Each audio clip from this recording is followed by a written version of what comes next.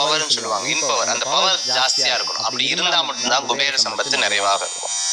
First அந்த இடத்தை சுத்தி பண்றதுக்கு என்ன பண்ணணும்? இடத்தை சுத்தி பண்றதுக்கு நம்ம நல்ல தூபங்கள் ஏத்துறது, தீபம் ஏத்துறது, அந்த வீட்டுல வந்து பாசிட்டிவ் எனர்ஜியை ஃபர்ஸ்ட் கிரியேட் பண்ணணும். பாயிண்ட் 1.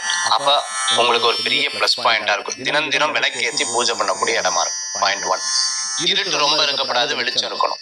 பாயிண்ட் 2.